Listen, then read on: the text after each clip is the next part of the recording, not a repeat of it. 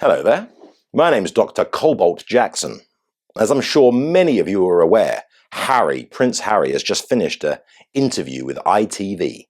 But, as many of us expected, more questions have been raised by his attempts to put the record straight. So we've invited him in, without his awful wife, to try and put some flesh on the bones of the statements he's made. Welcome, Harry. Hello, Dr. Jackson. Let's get straight to it, shall we? You've claimed that it's not safe to bring Meghan back to the UK at the moment, that you fear she might be attacked? Yeah, because of the media, the dirty, rotten, lying media, because they've been spreading misinformation and lies about her. Misinformation and lies? Yeah, both. And they've pumped out vile hate speech against her, and all it requires is one person to believe it, and God knows what could happen to her.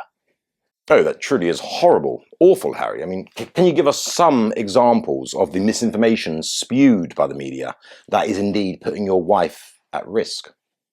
Well, first of all, they said that she just dumped her father, okay? Then they said that she'd been bullying palace staff, bit of bully to the palace staff. They said that she accepts jewellery from dictators and criminals.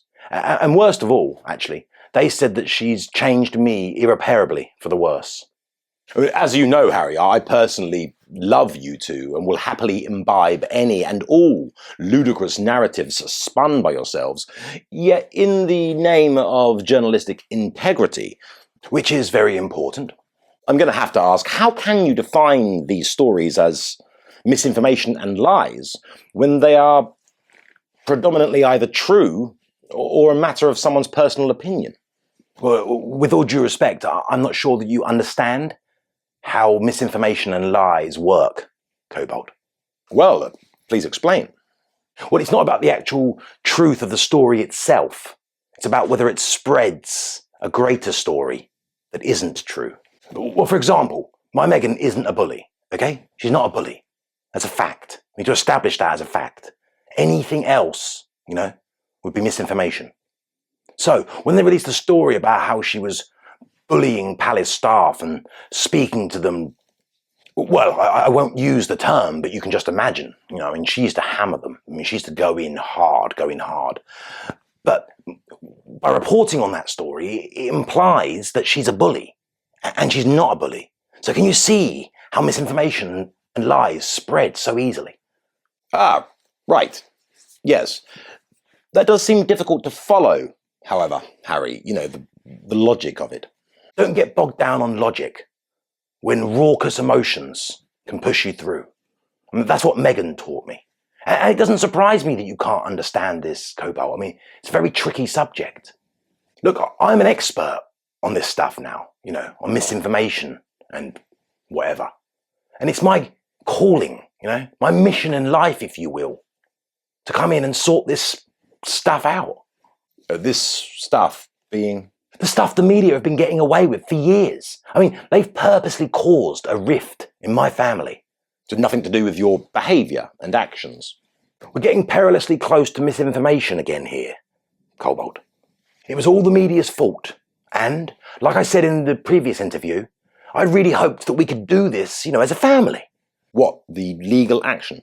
Yeah. I thought we could even bond over it. But no, the media made sure that wouldn't happen. Oh, I simply assumed that the rest of the royal family refused to back your campaign. Yeah, but why? Because of the media.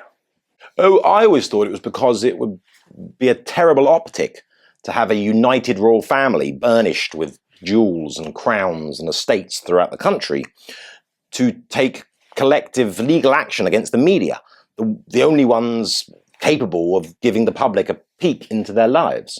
If they lost, it would be embarrassing, and if they won, it would look terrible and possibly be the end of the monarchy. No, none of that. It's the media, okay? And I'm going to see this through to the end, right? Because they've caused a rift in my family. Those heartless media zealots. Right, well, I can't handle much more of this, but luckily for me, I've got a plane to catch, so I'm going to hand you over to my capable assistant for the rest of the interview, okay? Barman? Barman? What are you doing here? Now, We don't know each other in the context of this interview, Harry. All right. Now, first of all, what on earth are you on about? Well, You're afraid that Meghan's going to get attacked. Are you sure it's not because she knows she's going to get booed and she can't hack it? no. Look, she's fake and she's sanctimonious. And she's dropped people, including her father, in what appears to be harsh and callous way.